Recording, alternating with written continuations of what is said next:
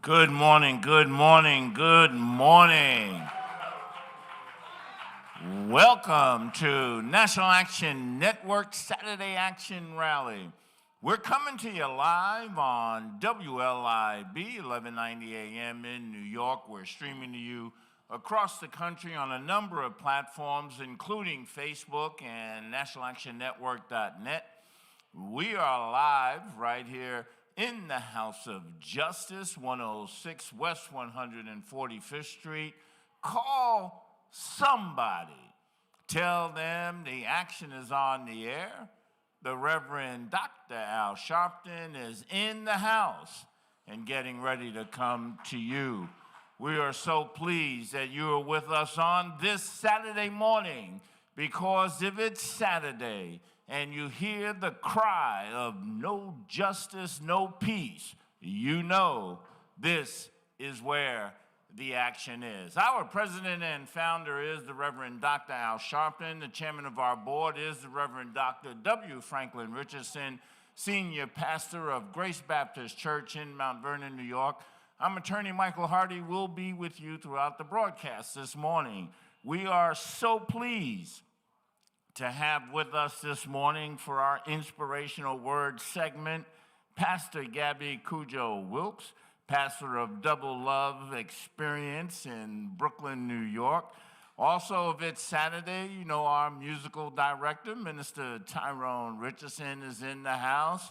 And our dear sister and coordinator of all things here at National Action Network and the liaison to President Sharpton will be here to ask you what's on your mind. That's right. She wants to know what you're thinking about. There is so much going on across the country, across the state, in your own community, in your own home, that there's got to be something on your mind that you are thinking about that you want to share with Katrina Jefferson. If you've not had an opportunity to do so, you can still call Katrina at 877-626-4651, or you can email what's on your mind at nationalactionnetwork.net, and she will get it and share it with us because she wants to know what's on your mind. And of course, we are wrapping up our month-long series of Women History, and the Women's Auxiliary will be here to present that segment, and the Reverend Dr. Al Sharpton. So call somebody, tell them the action is on the air. The Reverend Dr. Al Sharpton is in the house and getting ready to come to you. Brothers and sisters, we always remind you that the NAN Youth Huddle will meet on Monday, March 27 at 6 p.m.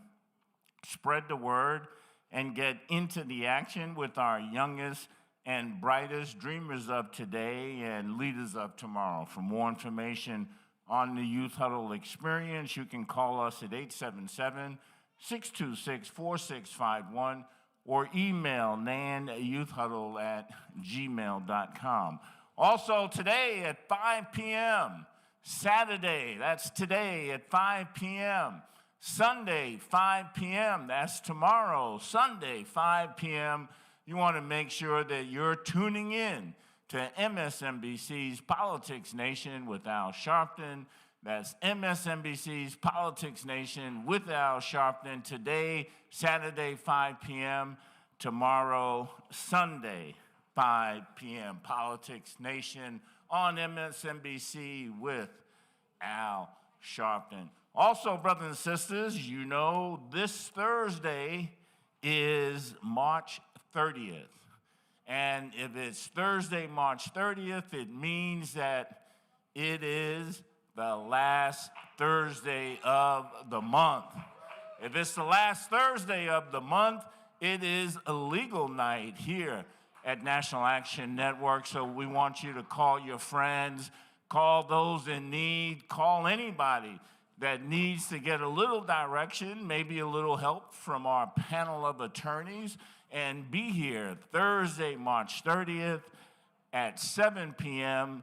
for our monthly legal night. We will also have a special presentation from a panel of judges and others on the New York State bench. So we'll have a group of judges here. So you want to make sure that you are spreading the word about legal night. You can get all the information on how to Zoom in because we're both live and Zoom. So no matter where you are in the country, you can Zoom in to legal night. To get all that information, you can go to the website, www.nationalactionnetwork.net, or call 877-626-4651. It's Thursday, March 30th, 7 p.m., the last Thursday of the month, legal night at National Action Network. We look forward to seeing all of you. And right now, Dr. Alvin Ponder, Vice President of the New York City chapter, has some additional information for you. Let's welcome. Thank you, Attorney Hardy. Good morning, brothers and sisters, listeners and viewers, and thank you for tuning in to another Saturday Action Rally with the National Action Network. Here's some information to keep you in the know. Vice President Kamala Harris to keynote the National Action Network's annual convention.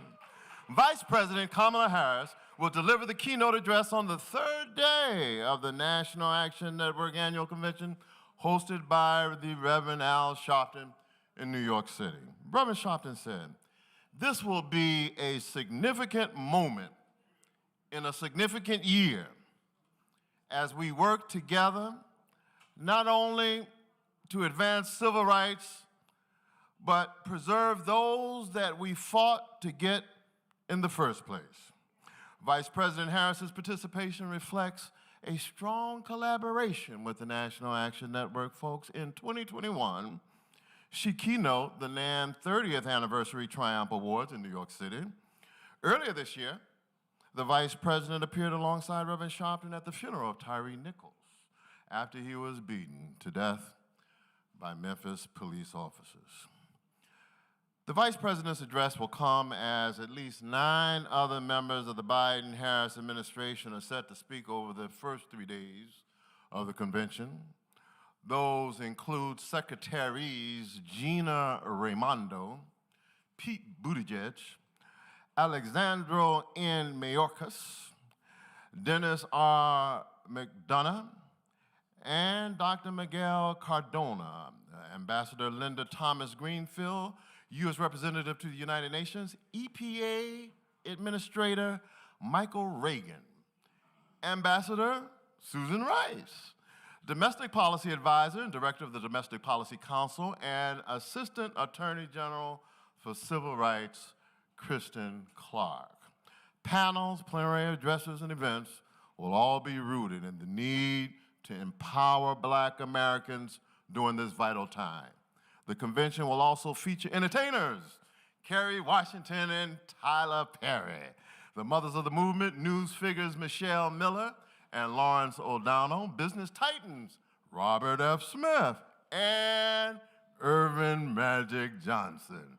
And leaders of the Black church include my pastor, Dr. W. Franklin Richardson, chairman of NAN and the Conferences of National Black Churches.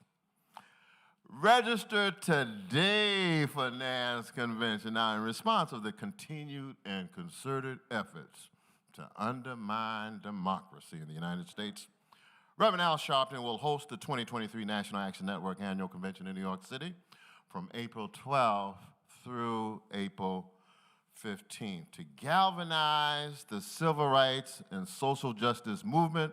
And to that end, NAN has called upon the nation's top government officials, entertainers, activists, scholars, media personalities, and financiers to develop real solutions to keep Dr. Martin Luther King's dream alive for an equal and just America. Reverend Sharpton said, "The theme of this year's convention is dealing with the dream under threat." Dealing with the dream under threat, because Dr. King's vision for America is being rapidly blurred by those who want to take away our rights. We are seeing the impacts at the ballot box, in the doctor's office, and in the classroom. The NAN convention has always focused on how we can move the civil rights movement forward, but this year particularly demands that we bring the top of the top together to figure out a way to not only preserve that dream, but to make it as clear as ever. The timing of this year's convention is especially significant. NAN members will meet just a week after the 55th anniversary of the assassination of Dr. King, and on the eve of the 60th anniversary of the historic March on Washington. The conference is free. Bleep. Let me repeat that. The conference is free and open to the public, but you gotta register. Now, to register, I want you to go to our website at www.nationalactionnetwork.net or just Google National Action Network like me. Click it. You'll see a big red box. Click that, and it'll only take you a minute to go ahead and register. Register today. Or we'll actually do it for you. You may call 877-626-4651. 877-626-4651, and we will register you. Reverend Sharpton to deliver the eulogy for Virginia man killed by sheriff deputies. Reverend Sharpton will deliver the eulogy at the funeral of Ervo Otieno, a Virginia man who died while being transported to a mental health hospital. Mr. Otieno died of apparent suffocation while in custody at Dinwiddie's Mental Health Hospital. Video footage shows 7 Henrico Sheriff deputies and 3 Central State employees holding him down at different points while he was shackled on his hands and feet for approximately 12 minutes. One sheriff had his knee on Otieno's neck. The funeral is slated to take place next Wednesday, March 29th, at the First Baptist Church in Richmond, Virginia. Ahead of Chicago's mayoral race, Reverend Sharpton encourages voters to head to the polls with about a week to go before residents in my hometown, Chicagoland, cast a vote for their next mayor. Reverend Al Sharpton will travel to the Windy City to participate in a major Get Out the Vote effort organized by black preachers, including Reverend Marshall Hatch. Sunday's rally is aimed at encouraging massive voter turnout for the big April 4th election. Welcome to all of you who have tuned in to join us also via live stream at www.nationalactionnetwork.net and also live on Facebook at the National Action Network. If this is your first time joining us, and or if you're not a member of NAM, we welcome you to NAN and invite you to join us and get to the action today. For more information and to join, you may visit again www.nationalactionnetwork.net or call 877-626-4651 or just text the word NAN to 59769. Welcome. All right. Thank you, Dr. Ponder, for those reports.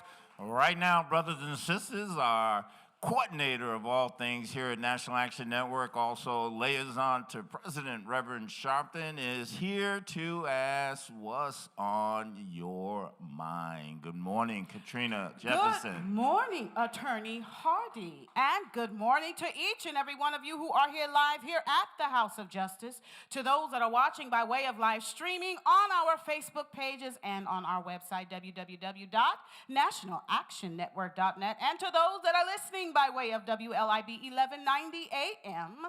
Welcome to another weekend's conversation of What's on Your Mind, where you, the community, you, the people, have the opportunity to interact with us here at the National Action Network by sharing your thoughts, your viewpoints. You know, maybe it's something you overheard while you were commuting this week, or you were watching the news and your spirit was just vexed.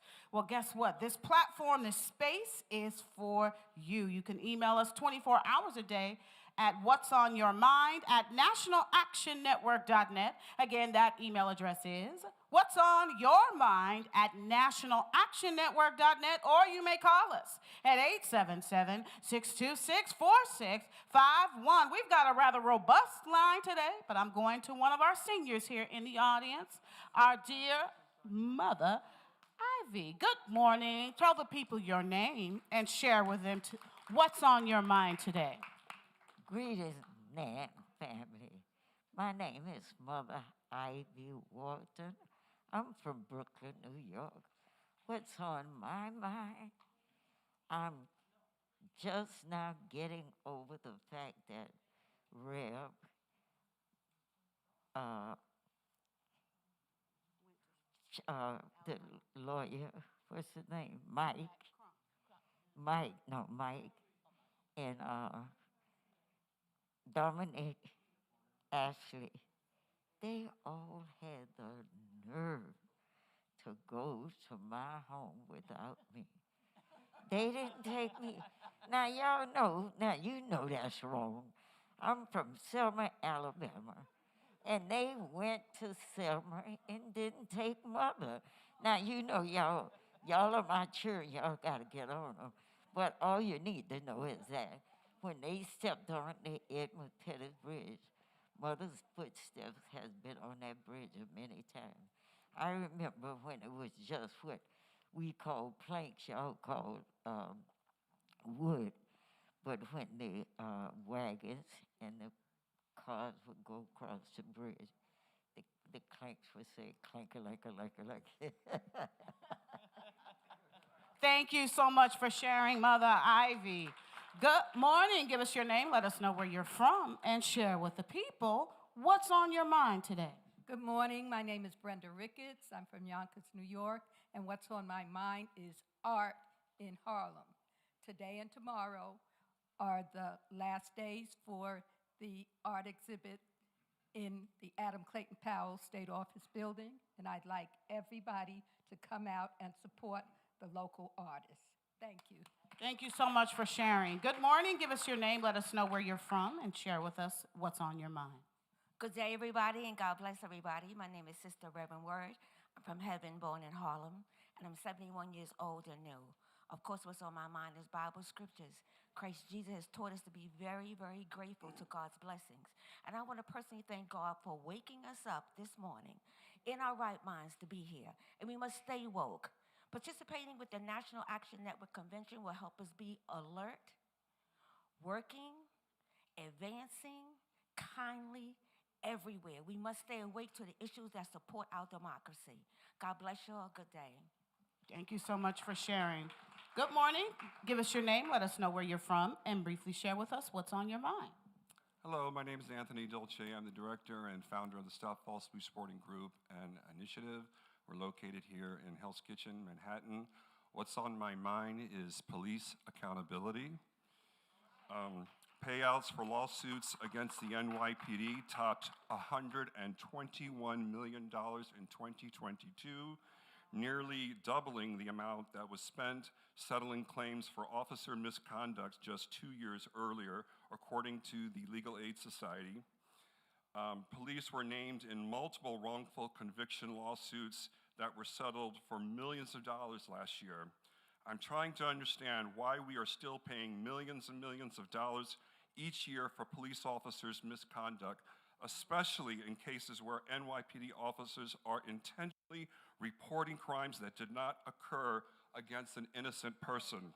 I believe that true justice cannot be served until NYPD officers are held civilly and criminally accountable to the same standards as any other civilian who committed a crime. No justice, no peace. Thank you so much for sharing. And we're going to close it out with a message, remarks from our dear beloved, I know, I see you right here, from Ms. Wanda. Good morning. Tell the people your name. Let them know where you're from, and share with us what's on your mind. A native New Yorker, born in Harlem. I know this is Women's Month, right? So let's do this fast. I'd like to thank my mother and my aunts, the grandmothers. I'd like to thank the women who have been losing their children all over the city, the state, and the country. I want to give you a food for thought. Is love blind? Let's look at 1 Corinthians 13, the love chapter. Because what we're having today is an amount of people that are called people who are hurt other people. And if this doesn't stop because people need to be healed, America will continue to have a sore that pusses out and is never cured. So let's walk in love. Let's think about some of the great entertainers who sing about love, and let's be about love. Thank you. Thank you so much for sharing. And lastly, just a quick announcement. Open casting call happening here at the House of Justice tomorrow, which is Sunday, March 26th, 1 p.m. to 3 p.m. We are calling all models and talent. There will be an Artivism fashion showcase and talent competition for National Action Network's annual convention, which is April 12th through the 15th. Now, the fashion show and talent showcase is on Saturday, April the 15th during convention. However, tomorrow is an open casting call, 1 p.m. to 3 p.m. here at the House of Justice. And so any of you all are here, you're artists, you're poets, you feel like you can model, walk the runway, then tomorrow make sure that you're here. And if you're not here, you can call us at 877-626-4651 to receive the open call information. That concludes this weekend's conversation of What's on Your Mind. Keep in mind, everything you heard here were simply the thoughts and the viewpoints of the contributors and do not reflect those of the National Action Network directly. And you can interact with us 24 hours a day by emailing us at whatsonyourmind@nationalactionnetwork.net. Again, that email address is whatsonyourmind@nationalactionnetwork.net. Or you may call us at 877-626-4651. Back to you, Attorney Hardy. Thank you, Katrina Jefferson. And you know, Katrina, Mother Ivy Walton always has a good point. And for those that don't know, you know, she talked about Selma, but Mother Ivy, Sister Ivy Walton, was the lead plaintiff in tearing down telephone apartheid at New York State prisons. And we always appreciate that on her behalf. But right now, brothers and sisters, our musical director, Minister Tyrone Richardson, in the house. Exceedingly, abundantly, above all you could ask or think, according to the power that worketh in you. You are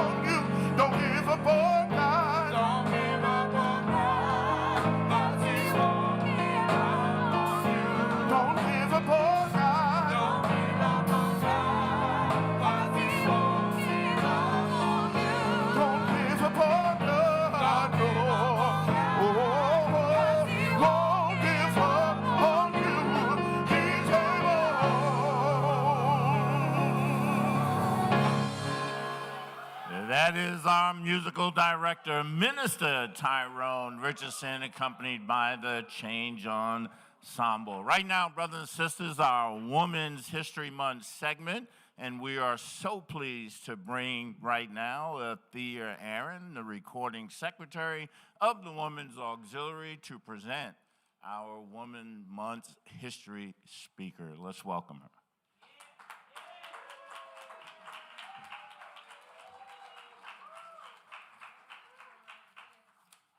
Well, good morning, Nan family. And happy History, Her Story Month. I wish everyone a blessed, happy Women's Her Story Month.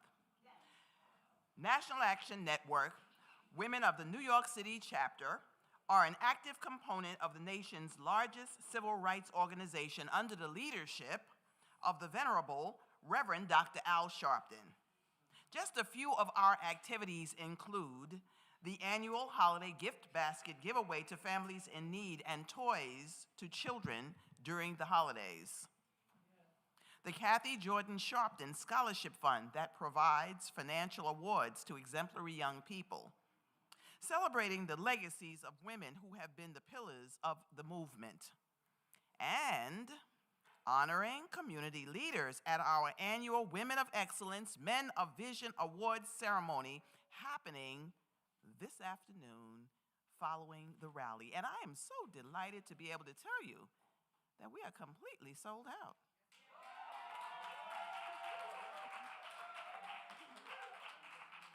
We invite you to help uplift women by supporting the NAN Women's Auxiliary. For more information, we welcome you to call 877-626-4651.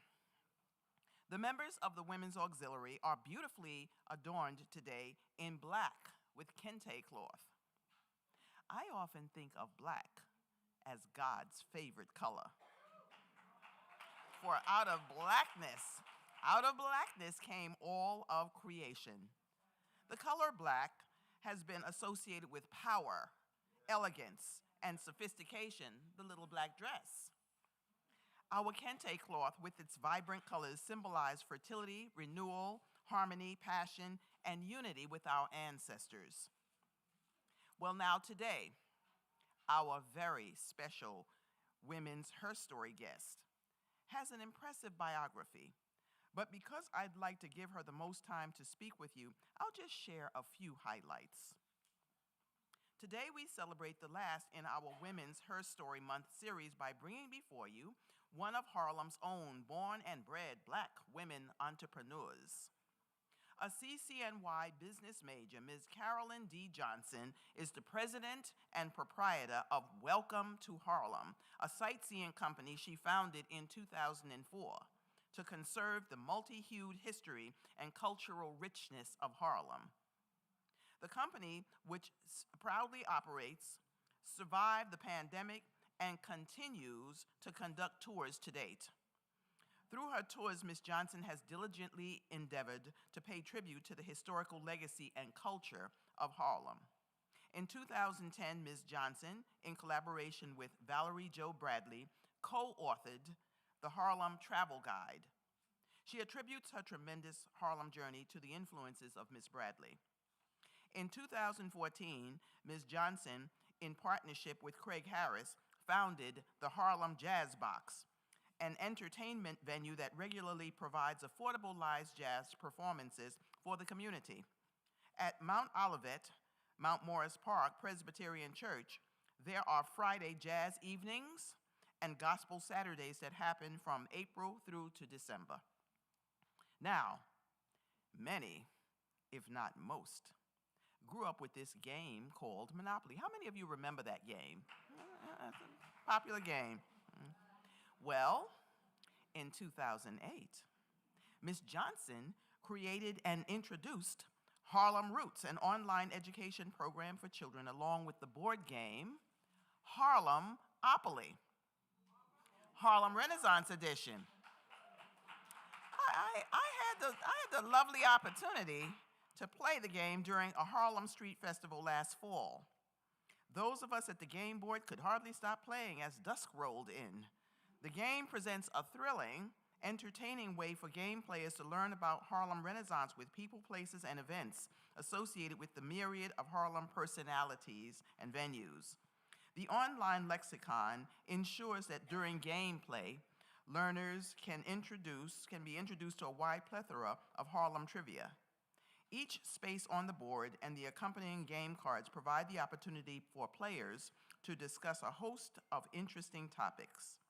This entertaining game sparks fascination as the players learn. If interested, I have some cards I can give you. You see me after the rally. I'll be more than happy to share the information with you. There she is, cards. Okay, if you're interested in revisiting your Harlem community, learning something you didn't know, enjoying some jazz or gospel, playing a good old board game, Harlem style, get a card and visit Ms. Johnson. Okay, well, with that, I'd like to now have you to give her a hearty House of Justice welcome. Brothers and sisters, ladies and gentlemen, I present to you Ms. Carolyn D. Johnson.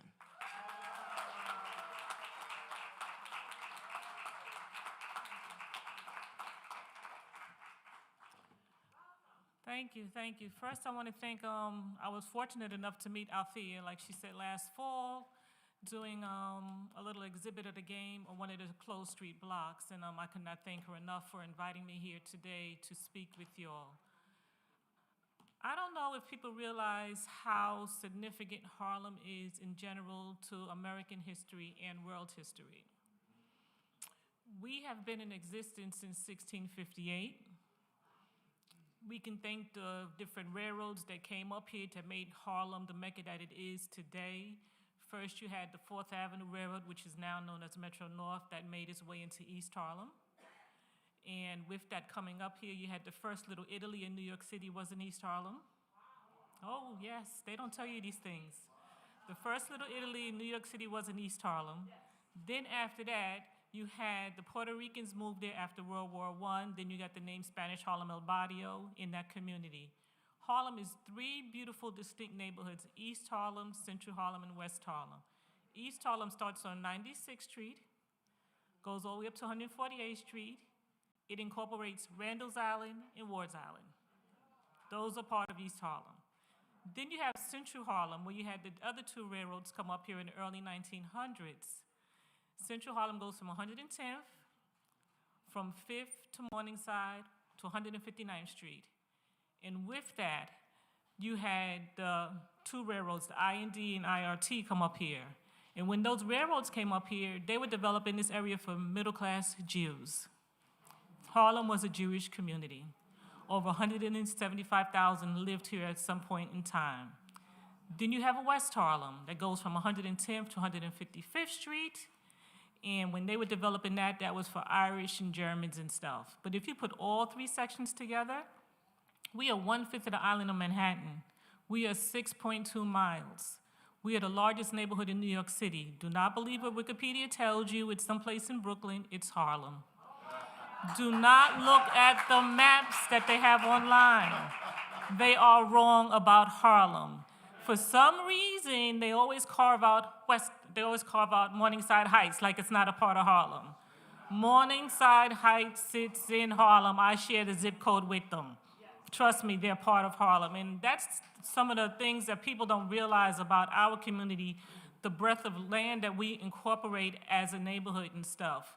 Now, if it wasn't for the Civil War coming along, Jim Crow laws, the failed Reconstruction, the Great Migration, all these people moving up north, we would not be who we are today. And because of that, and the fact that you had the first African-American regiment in the Army come out of Harlem, that's what put us on the map. When the 369 traveled to Europe to go fight in World War I, when the white soldiers didn't want to fight with us, they bravely fought with the French. They fought 191 days on the front lines. They never lost a battle. They were the first regiment to cross into Germany. And the Germans named them the Harlem Hellfighters because we whipped their butts. And the fact that they traveled to Europe They took jazz music in our culture, and that's when the world found out about this special place known as Harlem.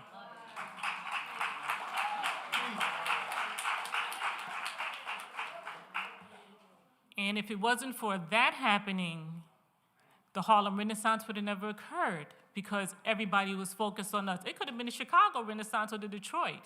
But the fact that they knew about us, that's where people gravitated to. And that was the early 1919.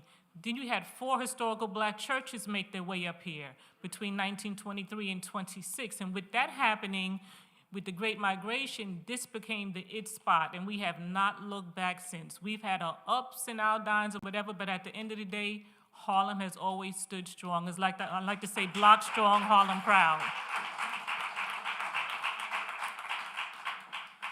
And because of that, I was fortunate enough to make the game Harlemopoly. This one is based on the Harlem Renaissance, and it is a multitude of information in regards to people, places, and events.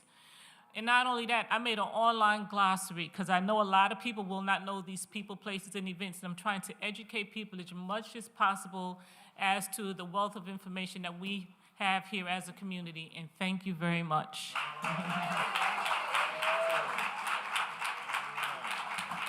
All right, we want to thank the Women's Auxiliary. Also want to thank Carolyn Johnson for her presentation. Also, very quickly, want to again remind you that this Thursday, March 30th, is the last Thursday of the month, and so make sure you're calling everybody to remind them that Legal Night is here at National Action Network, 106 West 145th Street.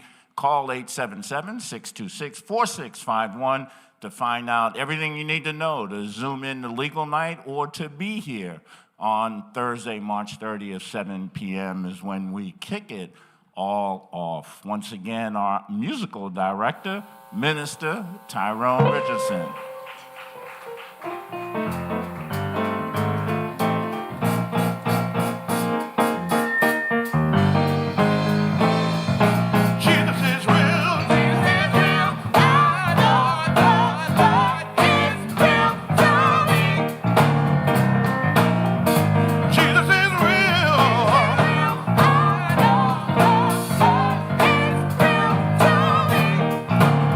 Oh,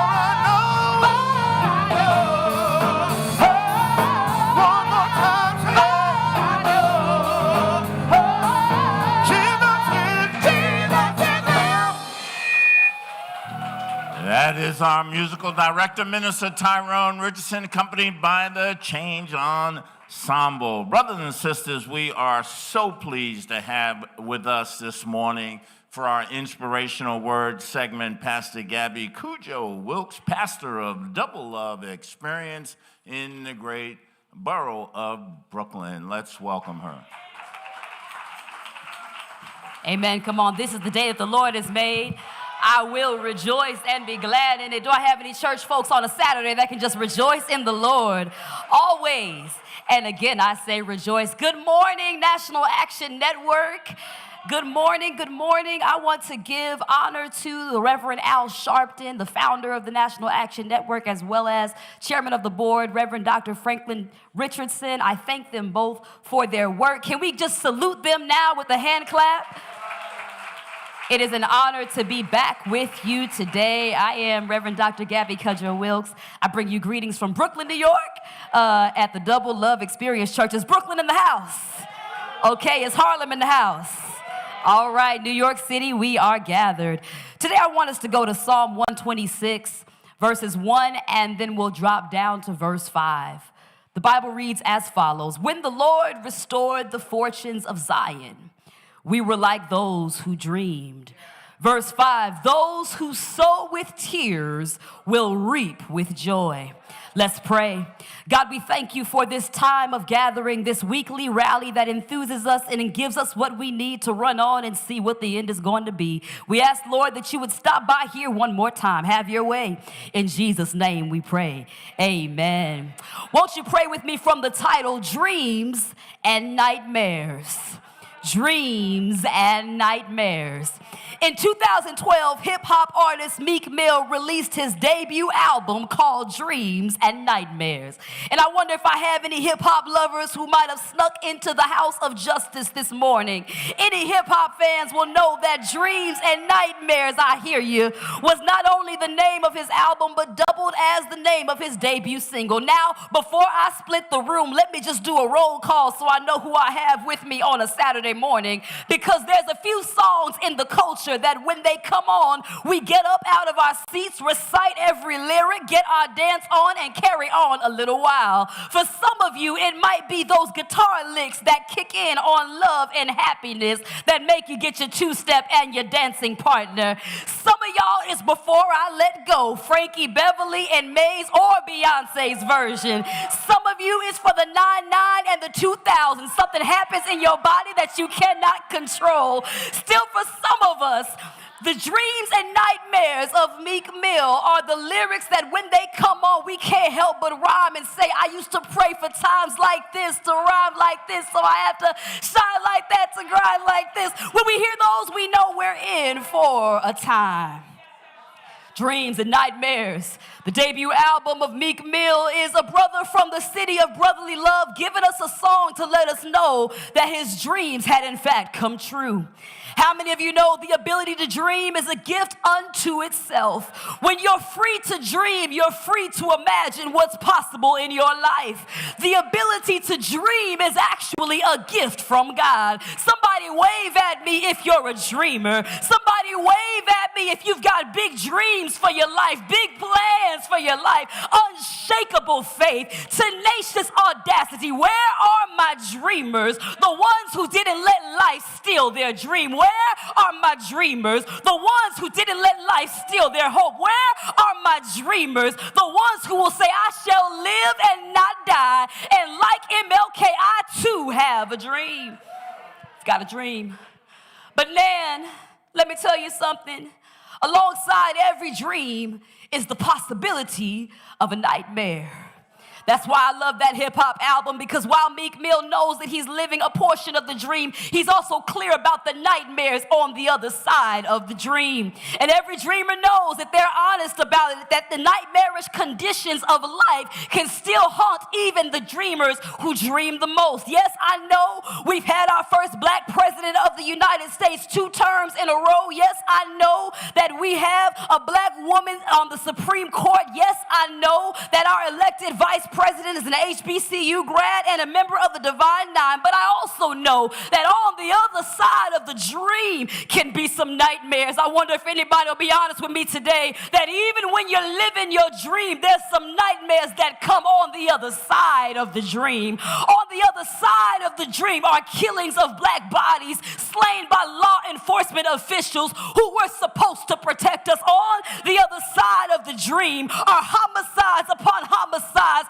in our own neighborhoods. On the other side of the dream are politicians giving broken promises. On the other side of the dream are comorbidities and enduring harm from a pandemic turned endemic that our world is contending with. On the other side of the dream are people being told to pull themselves up by their bootstraps with no interrogation of systemic injustice that kept them down in the first place. On the other side of the dream are black folks being harassed in the gated communities they've worked so hard to buy into. Nan, I'm here to tell you that even if we feel like we're living the dream, we still got to deal with the nightmare.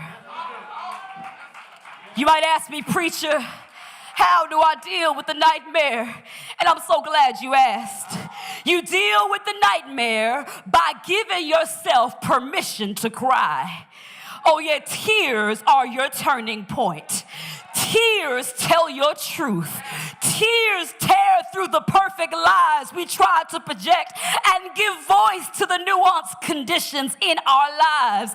In Psalm 126:5, there's a promise there. If you read too fast, you'll miss it. But there's a promise there that says those who sow in tears will reap in joy. I love it because the tears don't keep us from the dream, but they give voice to the nightmare. Our true joy and our true dreams are on the other side of our tears. And I got to get up out of here, but I just came to encourage some brother or some sister to live the dream, but talk about your nightmare. Somebody ought to holler, I'm not scared of my nightmare. I'm not scared of my nightmare. I might be living through a nightmare right now, but joy comes in the morning. I might be enduring a nightmare right now, but late in the midnight hour, God is going to turn it around. I might be living through a nightmare right now, but I know God's going to see about me after a while.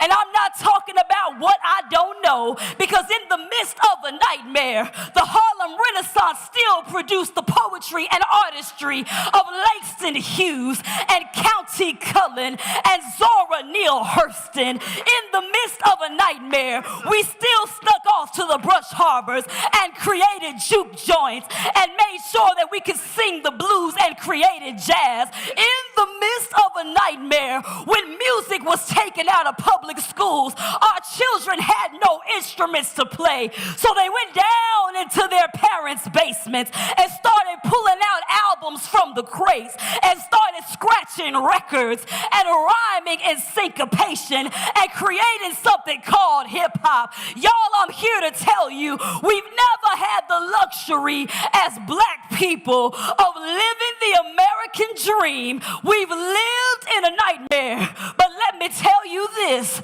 no nightmare can keep you from your dream. No nightmare can keep you from your joy, because those who sow in tears will reap in joy. So you should pray for times like this, because God's going to see about you. You should pray for times like these, because God's not going to leave you hanging. Do I have any company in the building that doesn't mind crying a while? Because those who sow in tears will reap in joy. Do I have a witness? Has anybody sowing some joy in your life? The tears will bring forth joy. Live the dream, but talk about your nightmare.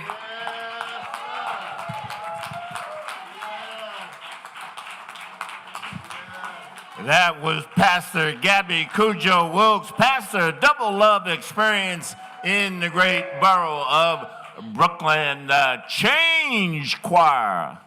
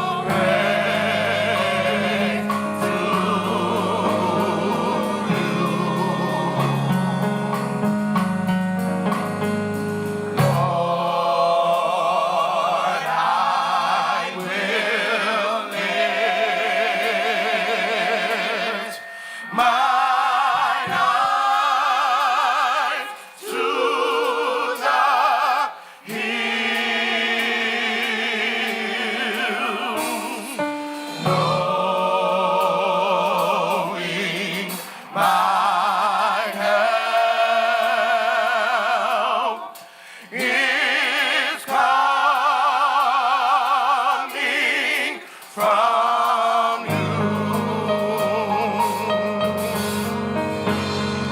Your peace you give me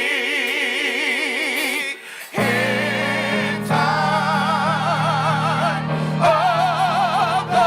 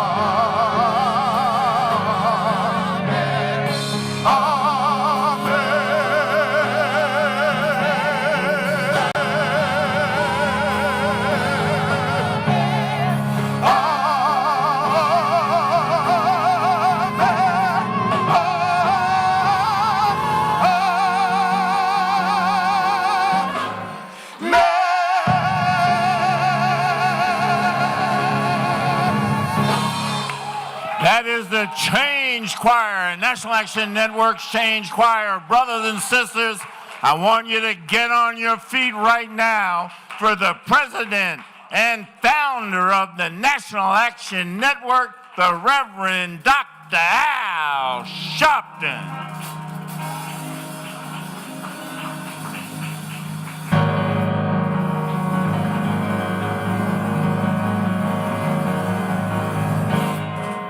No justice. No justice. No justice. No justice. No justice. What do we want? What do we want? What do we want? When do we want it? When do we want it? When do we want it? When do we want it? Fist bump the person next to you. Tell them you love them.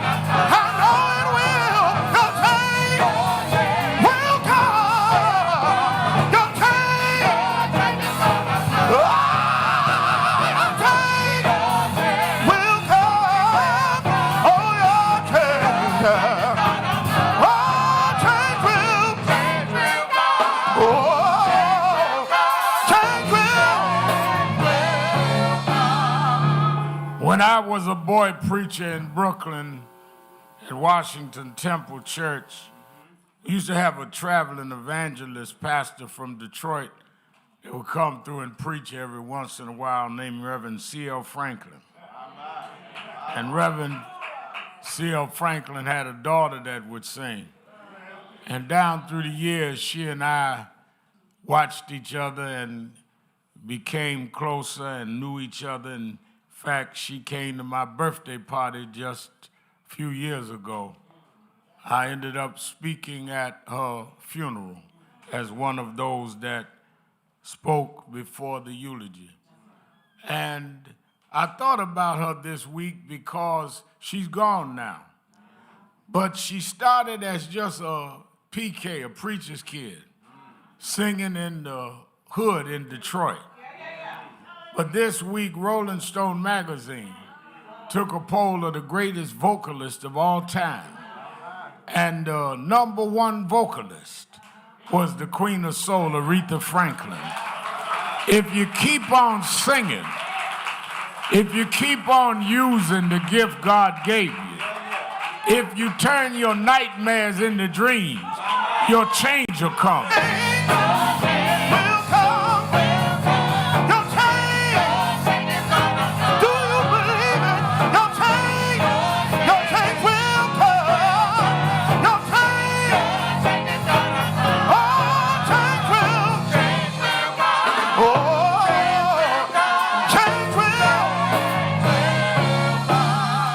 Next week, we will remember April 4th was the date they killed Dr. Martin Luther King. A few weeks ago, when I went to Memphis to do the eulogy for Tyree Nichols' funeral, I took my youngest daughter, Ashley, over to the Lorraine Motel where they killed Dr. King. But even when you are victimized, your victimization can't rob your victory. Because on the way to the Lorraine Motel, we had to ride down Martin Luther King Boulevard.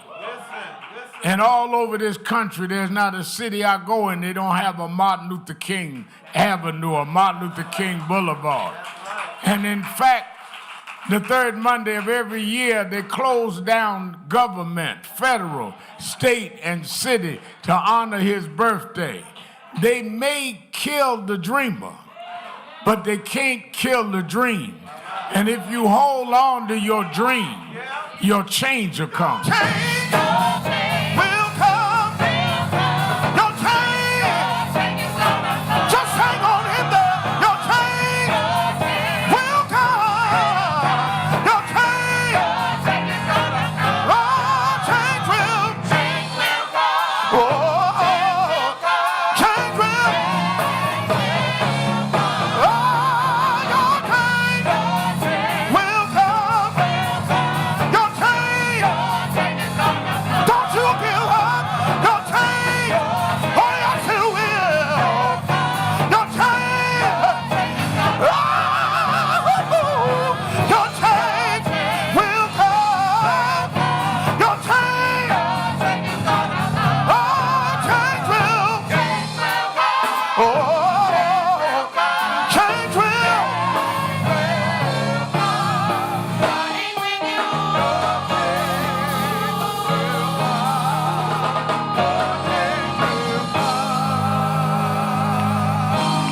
National Action Network Change Choir, give them a big hand.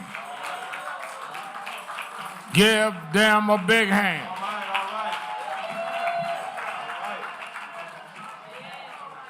Certainly we're happy to be with you another Saturday morning for the Saturday Action Rally. And for you that are here live in the House of Justice, for you that are listening live on 1190 WLIB in New York, and for you that are watching on our various media platforms, we give you our best report every Saturday morning on where the action is. Give a hand to our presider, Attorney Michael Hardy. our musical director, Minister Tyrone Richardson. Give our little band, give Chris, the drummer, and them some. Let me reiterate very quickly, because I want to get into something before I get into my message. Let's give a hand to Pastor Wilkes, that great message.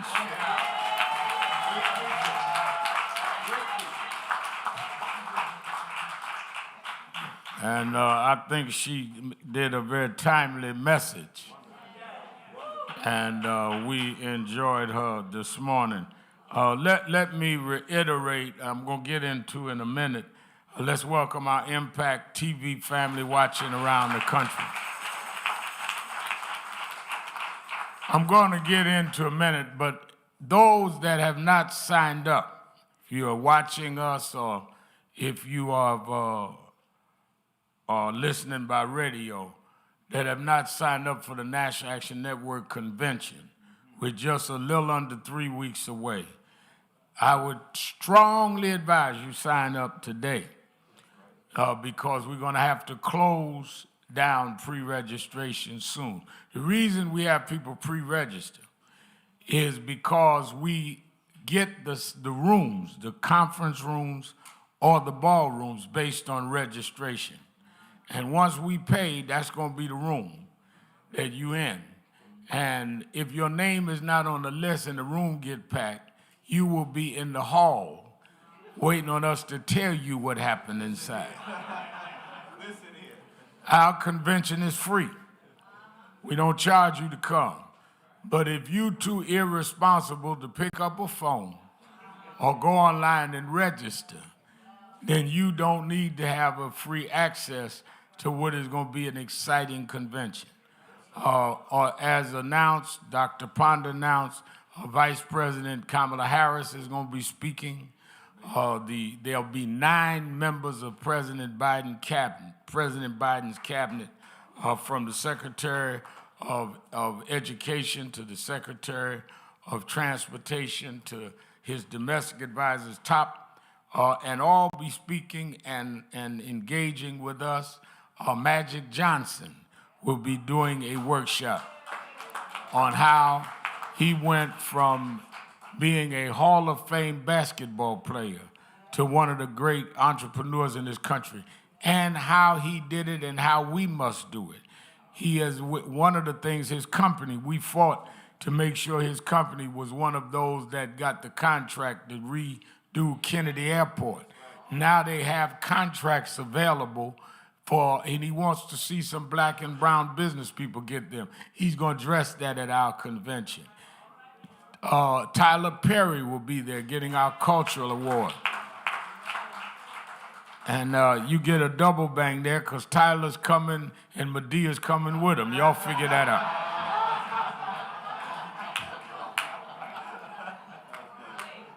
Kerry Washington is going to do a fireside chat with me about the power of voting.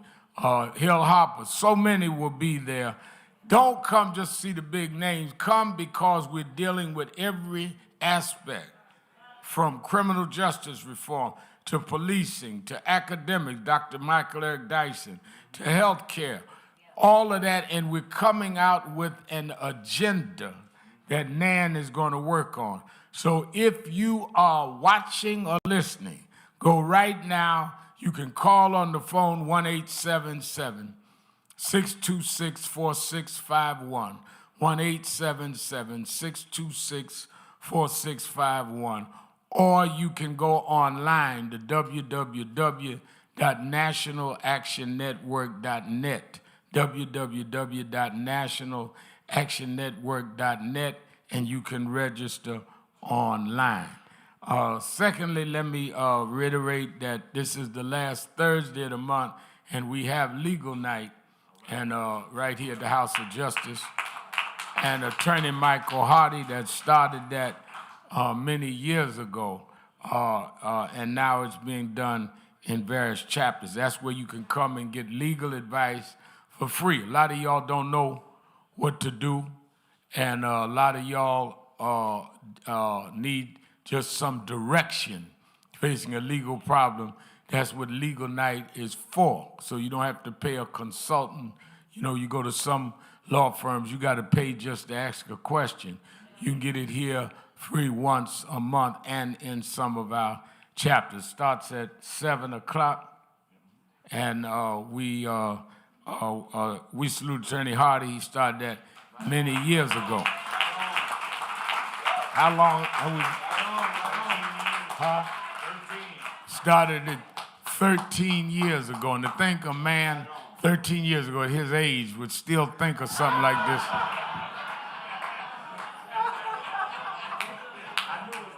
That's why you can't count folk out just because they get up there in age. I want to also, and I'm going to get into something before I get into my message, but I want to also acknowledge the political director of our Detroit National Action Network, already announced in his own right. Sam Riddle's in the house. Stand up, Sam. Sam Riddle from Detroit, Michigan. And he is here. He has his radio broadcast, the same station that broadcasts my syndicated radio station. And he's the political director of our Detroit, Michigan chapter. Reverend Charles Williams is our president there. Talking about broadcast, I'm going to be dealing with I'll be in Chicago tomorrow. One of the reasons is I'll be speaking at the Get Out the Vote rally at Reverend Marshall Hatch's church tomorrow evening after I get off Politics Nation, and I have both candidates that will be on Politics Nation, 5 o'clock Eastern Time on MSNBC. And then I also have from Mississippi, Benny Thompson, the congressman, will be on. Tonight, we're going to have on Congressman Bowman and other members of Congress dealing with these issues. And I'm having on one of Donald Trump's lawyers, who I've known. Ironically, he and I fought together to get Meek Mill out of jail. So I want to know his rationale on how he's gone from Meek Mill to Donald Trump. And y'all make sure you watch at 5 o'clock. Maybe he heard Pastor Wilkes' sermon. Dream and nightmare. Maybe that's how he gonna answer me tonight. On a more serious note, I am very concerned about the climate that has been set around the family and life of our district attorney, Alvin Braggs.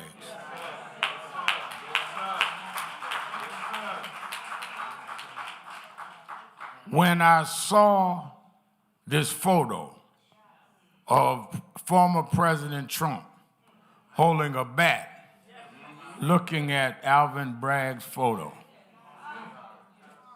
and then he puts on his social media that if he is indicted, it will lead to death and destruction. We're going past inference now to direct threats that we should not be surprised that somebody sent an envelope with white powder and threatening the life of the DA. Let me tell you something. One of the things I learned is you got to be clear in public life. I've been falsely accused, he incited some Crown Heights. I wasn't even there to after right. But I had to say, but I could have said more, or this and that. I made a speech one September, and that December, God burned down the store here. They say he was inspired by me. God couldn't stand me. But I said, you got to denounce it. For Trump not to denounce violence, but in fact poses with a bat toward the guy investigating him, and then puts in writing that there'd be death and destruction. Those of us that are in this community cannot stand by and allow that to go unaddressed.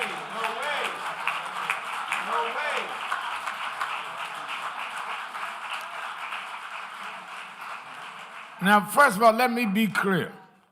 We know Alvin Bragg.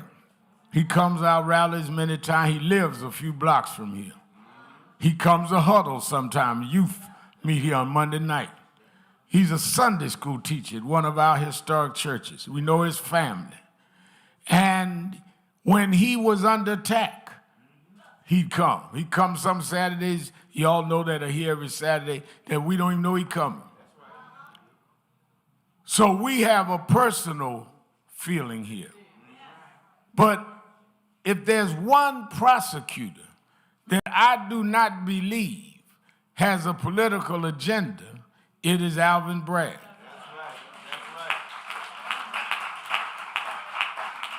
And let me tell you why I say that. Because, you know, people get amnesia real quick. The same Alvin Bragg, Manhattan DA, that they're saying is going after Trump with a political agenda, a year ago, he stopped the investigation on Donald Trump, was attacked for stopping it, said he didn't think they had enough. 2 of his assistant DAs resigned. One even went and wrote a book. The only reason that he would reopen the investigation is there must have been some evidence brought to him that convinced him to look into this. They were already out of it. He'd already taken the flack. He'd already been attacked. In fact, he came here that Saturday and answered the attacks right at this platform. So for him to have new issues raised and not to bring it to a grand jury and not to find out if there was cause to bring an indictment would make him irresponsible and would make him reckless with the law and would make him undeserving of what the people in Manhattan voted to put him there for. That's right. I didn't see no photos with a bat when he had stopped the investigation. I didn't see any threats when he said we don't have enough to proceed. But all of a sudden now, we hear all of this vitriol that is directly inciting violence. You would think Trump would have learned from January 6th how not to be so incendiary. And somebody need to remind him they are still investigating his role in January 6th. If any of us in public life that was under investigation from a prosecutor took a picture of us with a weapon next to the prosecutor's picture, they would prosecute us for that. Have we no rules anymore? Have we no, well, I almost say have we no shame? But they are investigating him about a porn star that went on and tried to cover it up. That is the investigation. We ain't talking about no white-collar crime now. I'll leave that alone because there's some press here. But I could take some poetic license with that. But I want us to, aside from your politics, aside from your belief, aside from your whether you hope there's an indictment or not, it doesn't really matter. Let the evidence go where it goes. But I want us to pray for the safety of Alvin Bragg and his family. Whatever the decision, I want us to pray for his safety. I'm calling on all churches tomorrow, all houses of worship, to pray for the family and life of Alvin Bragg. I think that that envelope shows that somebody crazy could think they're doing right to try and harm him and a member of his family. So I told our own Reverend Malcolm Byrd is on staff now at National Action Network, but he pastors the historic Mother AME Zion Church here in Harlem. I said I would like you to get some of our faith leaders in Harlem to stand with us to have prayer for Alvin here today as Harlem prays for Harlem's own DA and Manhattan's DA, Alvin Bragg. I see Gwen Carr is here in the audience, who Alvin was a lawyer for, and she's the mother of Eric Garner. I see the brother of George Floyd in the audience. Terrence Floyd, you come up. I want you to join this prayer. It's George Floyd's brother. You come up. I see one of the Central Park Five that went to jail 13 years for a crime he did not commit. And ironically, he was arraigned for that crime in the same building that if Donald Trump is indicted, he will have to go in the building that you were arraigned in while he was buying ads saying you should be executed. Well, he's not executed. He's in the house this morning. Come on up, Carrie Weiss.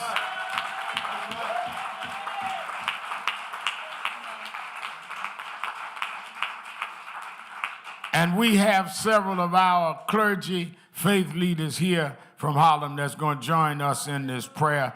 From St. Philip's Episcopal Church, Reverend Father Terrence Lee. Come up, Father Lee. First AME Church, my friend and brother, Reverend Dr. Henry Beeland is with us. Come on up, Reverend. Reverend Dr. Geraldine Harris of the Baptist Ministers Conference, come up. From Abyssinian Baptist Church, Reverend Lee Hodge, Reverend Janine Merrick, Reverend Jerome Robinson. All of y'all come up. And the Godfather, New York Pentecostalism, Bishop Albert Jameson is in the house. Come on up.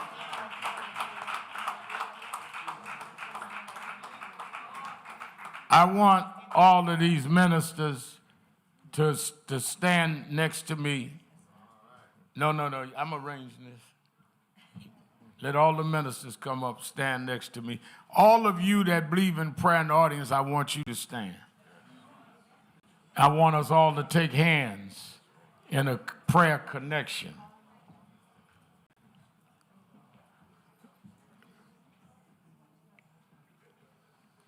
Where's our inspirational speaker? You get in here the way you put her in between me and Beanin.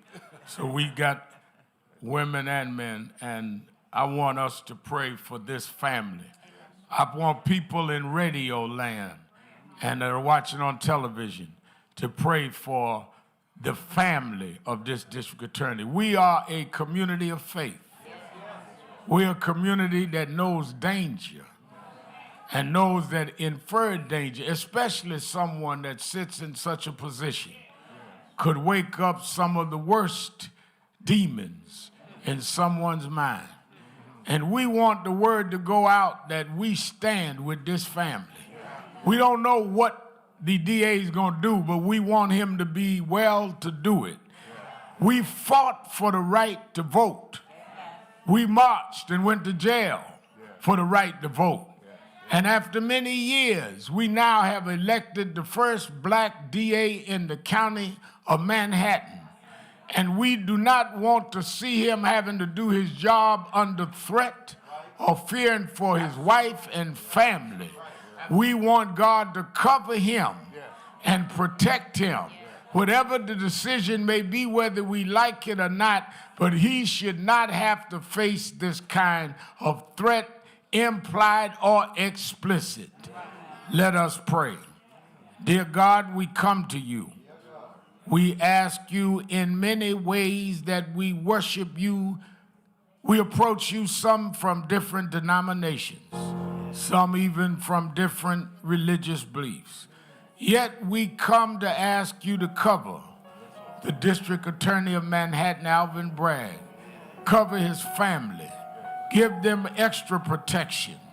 And let them in the middle of this vitriol know that we didn't fight to put them in position to be targets, but to be those that can uphold our rights and protect us from those that are criminal even in our community. We ask you to forgive the venom and to give us the strength to go forth even in these times. As many of our faith leaders right here in Harlem, where Alvin lives, has come this morning to petition you to cover him and give him safety as he deliberates what to do. And we believe that you will give him that protection. And the glory and the honor shall be thine, not ours. These blessings we ask in your name. Amen. All right, thank you for joining. Everybody's singing. Everybody's singing. All right. Everybody's singing.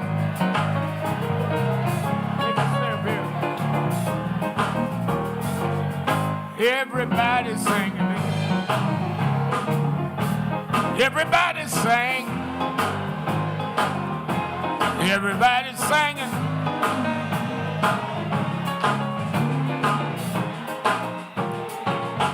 Everybody's singing. Sing it like you mean it.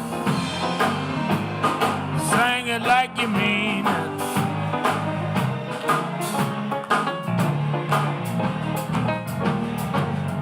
All right.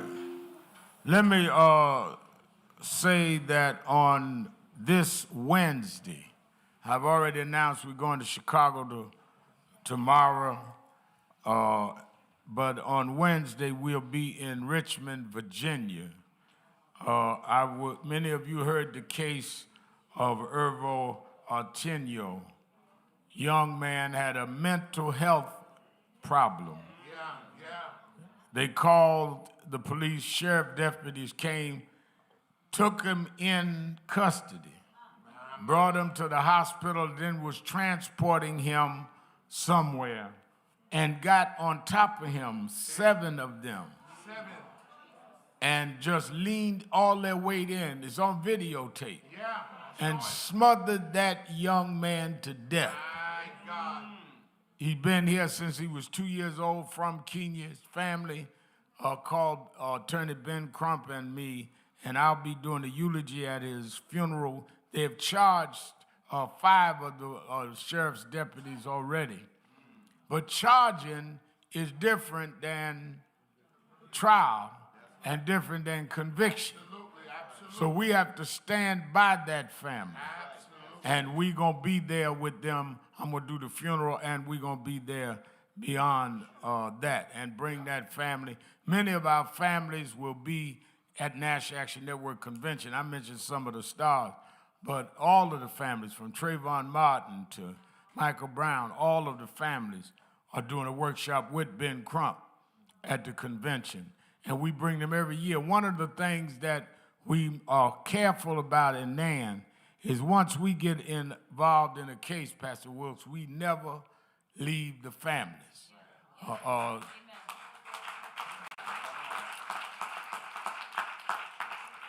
Gwen Carr can tell you her son was killed over 8 years ago, 9 years ago. And we are still as close to the family of Eric Garner as we were 9 years ago. On Mother's Day, on Christmas, I call all of them. I talked to Miss Diallo, whose son was killed in '99. I call all of them because they watch my kids grow up. I watch their kids grow up. We become family. Absolutely. And many activists leave when the cameras are gone. That's right. That's right. But we believe in making sure that we remain bonded. And that's what we're also going to do with this family in Richmond. I do not believe in performative activism. I believe in real activism. And that is, if you're going to fight, then you fight till the end and stay together. I know how to perform, but I don't just perform. But I'm all right performing. But your performance ought to attract people to a movement. Your performance should not be the extent of your movement. And that's where we want to go. I remember in Tulsa, Oklahoma, when they killed that young man. Policewoman shot him in his car. And Bishop Albert Jameson flew out there, and we went out there together. We still stand with that family. Absolutely. They came out of the church, came out of the gospel music workshop. His daddy was part of that workshop. Absolutely. So we are not just doing things to be doing it. They like to say, well, Sharpton and them run in there when the cameras are there. No, we bring the cameras there. That's why they want us to come to Richmond to help put some national attention on it. Absolutely. And we don't need to do it for cameras. Absolutely. We got our own cameras. You don't believe it? Turn on MSNBC 5 o'clock. That's right.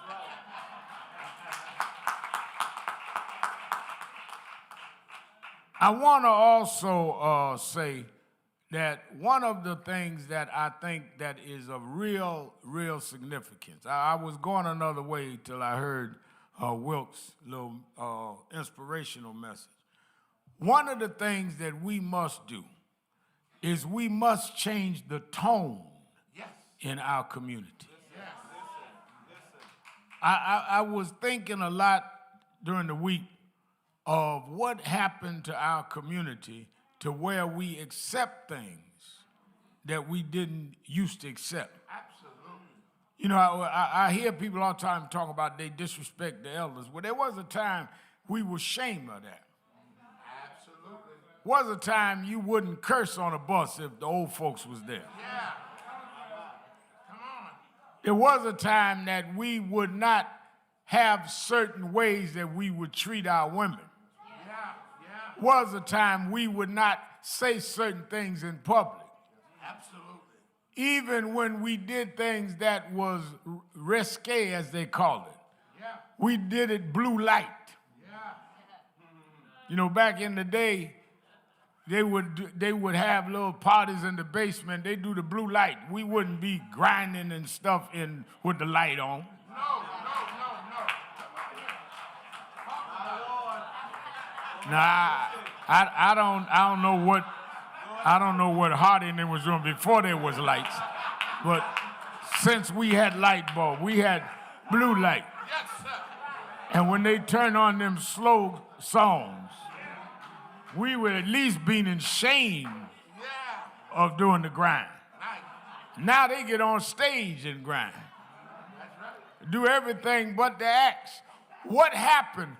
One of the things that we've always seen since the biblical days is that if they can change the culture, they can tear down the character. My God, my. What did they put Shadrach, Meshach, and Abednego in the fiery furnace for? Because they wouldn't bow to the cultural change that Nebuchadnezzar demanded. Absolutely. Bow to my music. Absolutely. And they've now tried to make our music gospel, jazz, what she talked about Harlem. They try to act like that's old school. No, it is the school. Absolutely. This is what made us who we are. Yes, sir. Yes, sir. It's not anti-rap. It is anti the wrong stuff. She quoted and preached from Meek Mill. Nothing wrong with what Meek Mill said, but they're taking the degenerate part and dehumanizing our community and making our women fixtures. See? I mean, I'll never forget when I came out and said that I was against the N-word, and we've all used it wrongly. I was against calling women H's and B's. I remember a young lady called my Sunday morning radio show, said, Reverend Al? I said, yeah. She said, I had to say this to you. When you came out against using the N-word and H and B, I said, Reverend Al, wrong there. We say what we want to say. And da. She said, I was kind of on the other side of you. I agreed with you on most of the stuff you did, but I didn't agree with that. She said, but then the other day, she called from Atlanta. I'll never forget it. She said, then the other day I got in my car, was riding to work, and they put on a song, and by the time I got to work, they called me in the song a B 9 times. She said, I said, maybe Reverend Al's right. How many B's have I got to be before I got to work? Because that puts that in your mind. what you say about yourself is what you will accept about yourself. If you call yourself an N, you will not get offended if somebody treats you like that. If you call yourself, you let your daughter think she ain't nothing but an H or B. She ain't gonna stay in school to get her education right because she's already been devalued. And that's also why, bring it right back to why we're calling on prayer for Bragg. We cannot let folks devalue the people in our community that achieve something.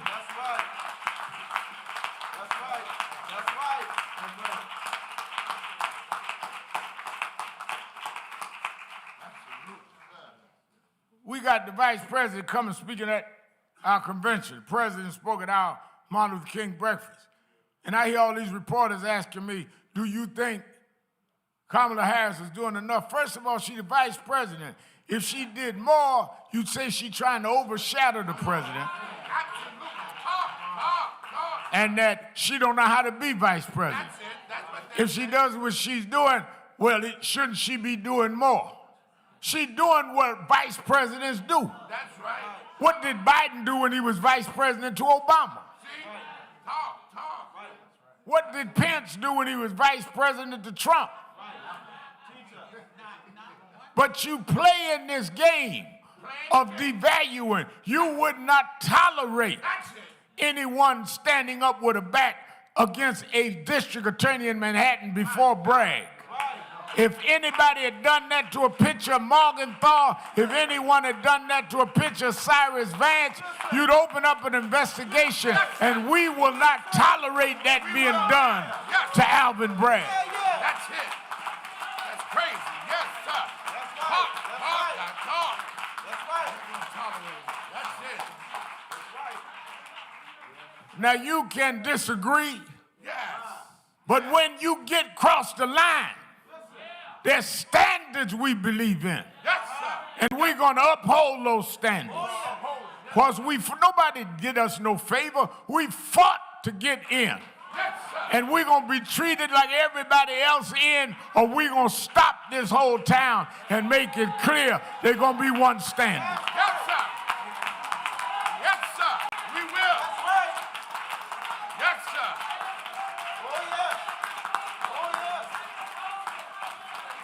Come on, that's it. Good talk, good talk. Oh, yes. We are not going to tolerate We're not going to tolerate it. this kind of nonsense. We're not going to tolerate it. Come on here. Reporters called me the other day. Do you think the mayor goes out too much at night? We had a mayor that used to fly to his house in Bermuda every weekend. Every weekend. Y'all didn't get mad about that, and shouldn't. That's his business. That's his business. Mayor go downtown and eat, and that's a scandal. He in town. Right. Gotta eat. Come on here. Come on here.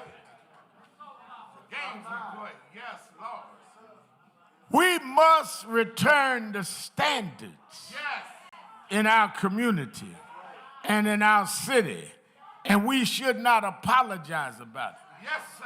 That's why I liked the message the Women's Auxiliary had Carolyn Johnson on this morning. Because she's right. They will try to redraw the map and act like Harlem ain't Harlem. Like Morningside Heights is different and Sugar Hill is different because they don't want you to have any roots. Because if they can disconnect you from your roots, then your tree can't grow stronger. You do not measure the strength of a tree by its branches. You measure the tree by its roots. If you got deep roots, the tree will survive all of the seasons. Yes, sir. This is good. We're going into spring now. Well, the trees that were bare in the winter will now start growing flowers and leaves. Why? Because the roots lasted. But if you don't have strong roots, you can't last through the season changes.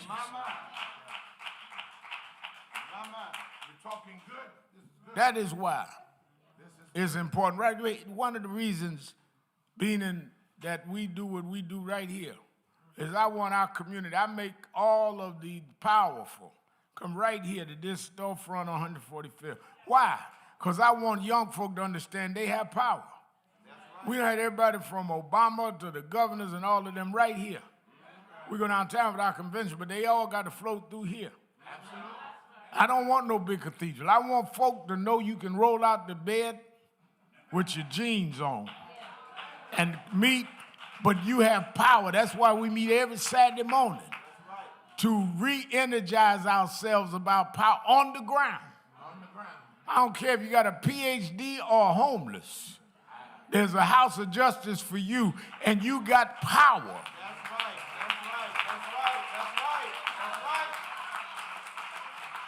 And if we use that power that was fought for us, that's why we had the summit here a few weeks ago of all the black officials, because we wanted to make it clear that we have more power.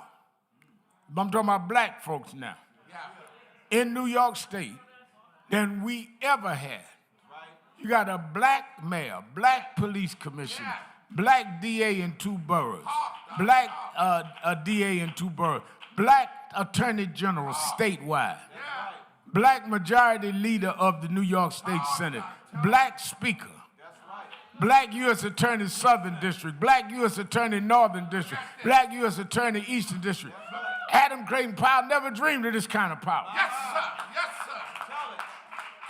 And with all that power is there because some of us stood up and voted. And after accumulating that power that took centuries to get there, we're not going to let you marginalize us and disrespect us. We just ain't going to do it. Come on, man. Yes, sir. This is good talk. Good talk. And at the same time, we got to work to correct misbehavior in our own community. That's right. Talk. All this gun violence. All this. All the normalizing of our killing each other. We got to resist that. Oh, Lord, you heard somebody got shot on 136th Street. Like that's normal. First of all, they're inundating our communities with guns. These kids don't have no gun manufacturing plant. Where the guns coming from? How are you permitting them to get in here?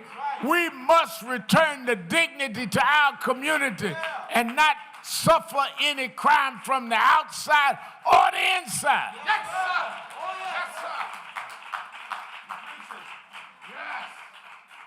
That's why the whole Bible is a story of liberating people and correcting their behavior as they go. Yeah. That not right, Jameson? Freeing them, but making sure they're correct as they go. Absolutely. I was telling, I preached last week, week before last, down in Louisville, one of our board members. And I was telling Reverend Malone's church, his anniversary. And I was telling them that I remember when I started getting involved in civil rights. And Bishop Washington, my mother went to him and said, well, you know, he's boy preacher. I'm afraid he's going to get out of the church. He keep wanting to go to these rallies and all. And Jameson, remember back in the day, they used to say you backslid if you got involved in civil rights or politics. You're just supposed to stay in the church. But I wanted to get involved. I was young. I wasn't even 13. And Bishop Washington brought me to Reverend William Jones and Reverend Jesse Jackson. They made me their youth director here in New York. And I remember that we would go and do things, and people would look at us like, what is all that about? I've been doing this all my life. And what I realized is that as I started getting more and more in civil rights, a lot of the churches, being in that I would preach for as a boy preacher, by the time I got teenage years and started getting in the paper, they said, well, you know, Sharp, I don't know if you can come because you're getting political now. Or I'd go to others and they would say, well, you can preach, but don't get into that civil rights stuff. because I never wanted to pastor. I might have left to Jesse. Jesse never pastored. Dr. King gave up his church and co-pastored his father's church. So I came out that tradition. Yeah. So all that, y'all be fighting and candidating for a pulpit, I wasn't never in that. I have my thing on Saturday. I'll guest preach for all of y'all. I don't care who wins for pastor. Folk talking about who gonna get this, I ain't in that. Never was.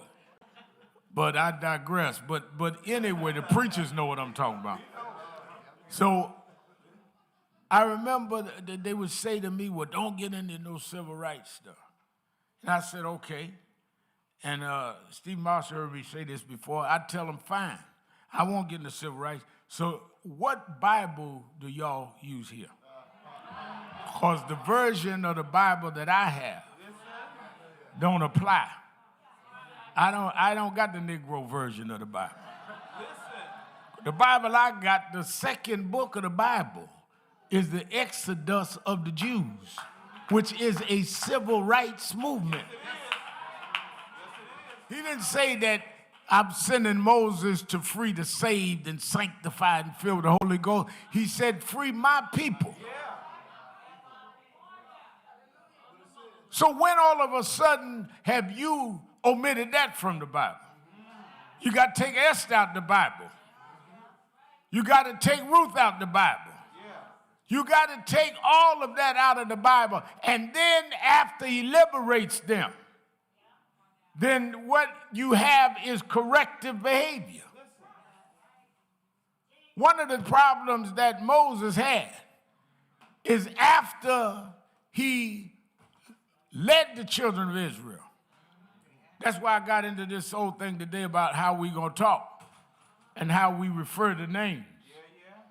Then after he got them out of bondage, they got in the wilderness and forgot the God that brought them out. One of the things that we realize is that if you don't correct behavior, you will act as slaves even after you liberate.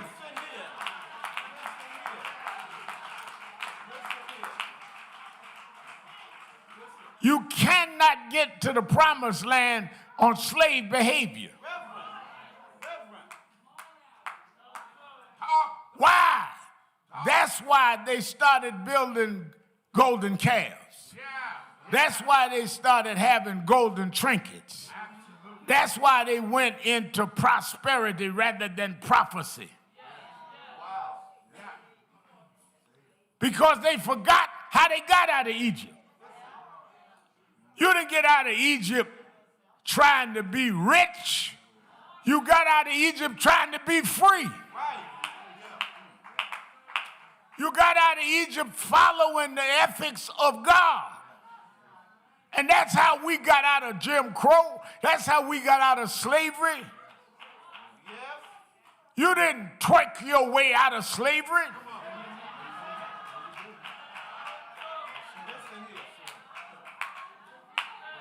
You marched your way out of slavery.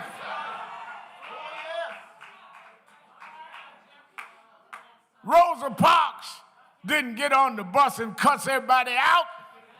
She sat there with dignity. She sat there ramrod straight with pride. And because of that dignity, the whole town said, it's better we walk in dignity than ride in shame. Don't forget how we got here.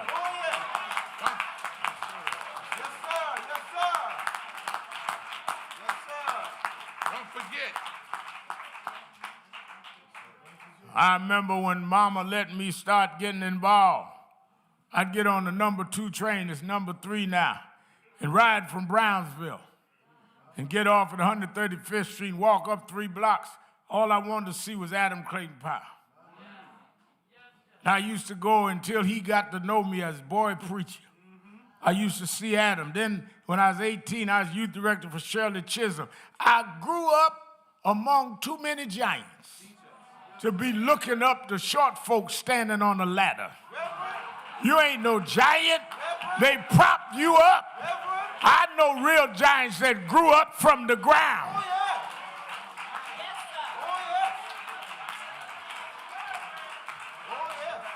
That's why I believe in a God that say, I'll set you aside. I don't care what king comes forth. I don't care what ruler is there. If I set you aside, I will bless you, and no weapon, no weapon. I hope you're listening, Alvin Bragg. No weapon formed against you shall prosper. If God be for you, if God be for you, if God be for you, it's more than the whole world against you.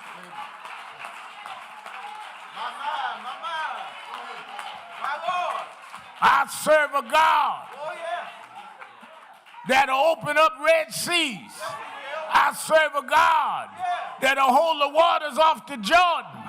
I serve a God that in the middle of battle, Joshua can look at the sun and the sun will stand still. I serve a God that'll make lions go to sleep when Daniel's in the den. I serve a God that'll take heat out of the fiery furnace. God is still on the throne.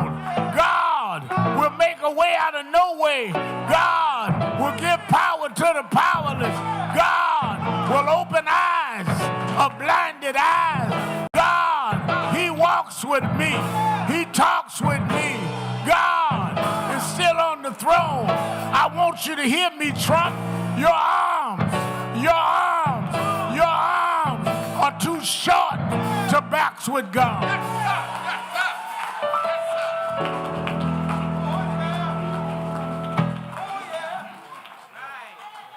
We're not afraid. We're not, because the God of Abraham, the God of Isaac, the God of Jacob is still on the throne. The God that can take a son and crucify him. Yet He's going to get back up on the third day. Behind every crucifixion, there is a resurrection.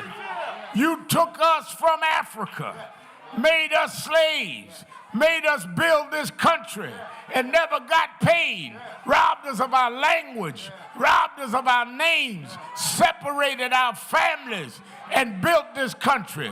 Then when they emancipated us, some said send them back, send them to Liberia, but we ain't going back. Right here in this country, we gonna be your mayors, we gonna be your district attorney, we gonna be your president. We built this country, we gonna help run this country. No turning back, no bowing down, no scrapping and shuffling. God promised us that you'll reap what you sow. If you trust me, I'll make a way out of no way. Mama taught me He may not be there when you want Him, but He's always on time. He'll turn my midnights into days. He'll turn my nightmares into dreams. God is, God is, God is.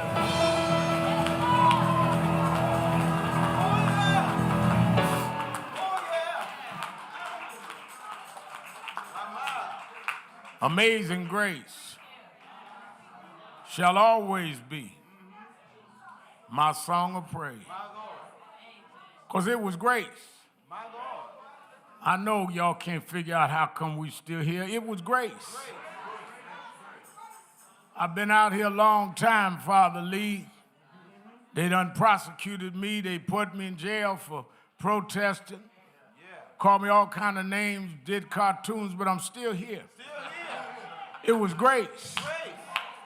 They can't figure out why those in power come to our conventions. It's grace that brought me safe this far. And His grace will lead me on. I didn't need no regular grace. Some of y'all been more schooled than me. Some of y'all got more degrees than me. I didn't go to seminary. I didn't get all of that. I needed some amazing grace. Grace that takes a kid that had to grow up on welfare with food stamps. I needed some amazing grace. My daddy wasn't a preacher and my granddaddy wasn't a preacher. I don't come from that kind of lineage. I needed some amazing grace. But a poor boy from the ghettos of Nazareth went to the cross for little children from a single parent home like me. He died. So without credentials, without pedigree, without lineage, I had a shot anyhow. Amazing grace. Amazing grace.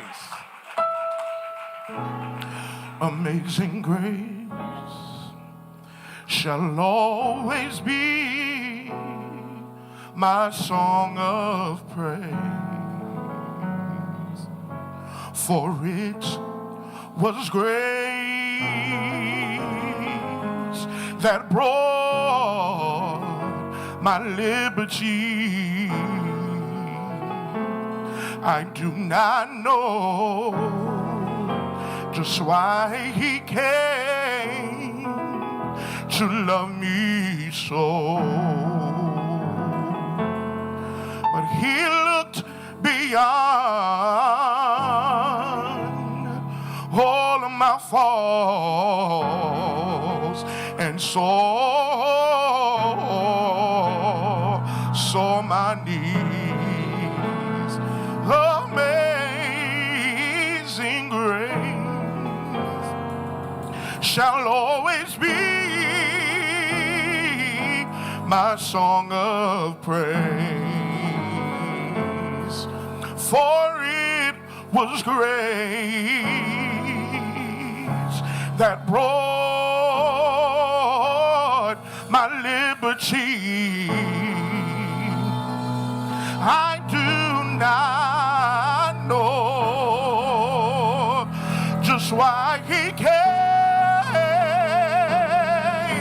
to love me so, but he looked beyond all of my faults, and I'm so glad he saw my needs. I shall forever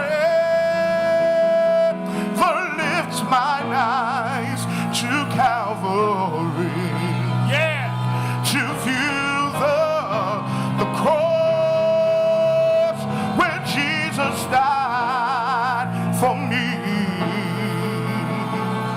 How marvelous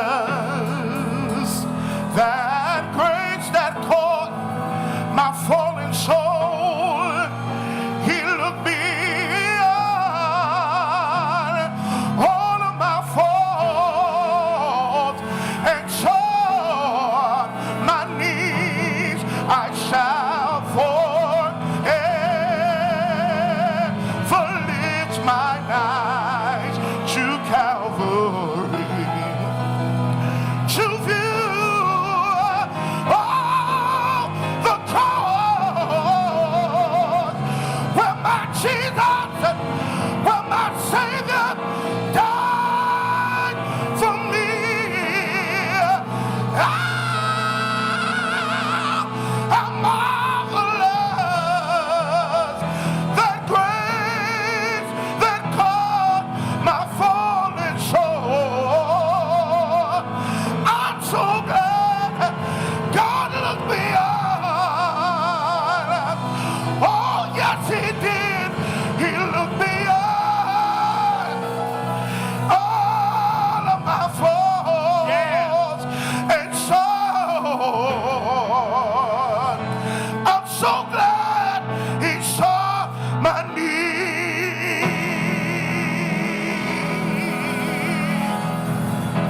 Everybody's singing. Everybody's singing. Everybody's singing.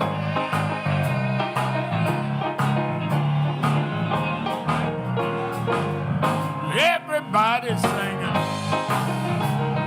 Sing it like you mean it. Sing it like you mean it.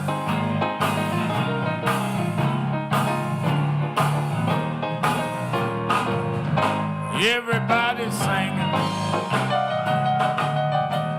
Everybody's singing. Everybody's singing.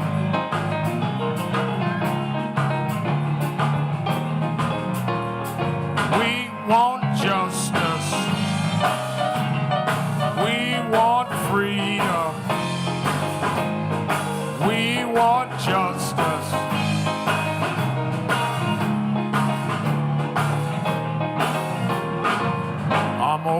doors of the movement. There may be someone here today listens to us on the radio, watches some of what we do on television, but never joined National Action Network. You may be here today. There isn't a better day to join than right now. I want you to just come down to me and we'll sign you up this morning, right now. Become a member of National Action Network. Just come on. Don't worry about who's watching. Everybody in here had to come make this same walk. Come on. Everybody's singing. Everybody's singing. Everybody's singing. Come on. Come on. Everybody's singing. Sing it like you mean it. Sing it like you mean it. Come on. Everybody now. Everybody now. Everybody now.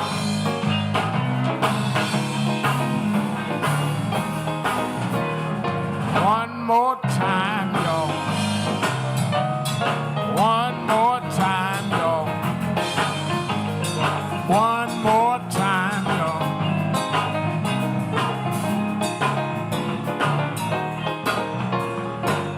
All right. Moving quickly, we always say we're 9 to 11. We almost at 11 now. I'm going to raise our offering, taking our new members and let you go. I know with all these pastors here today, I'm going to raise a good offering.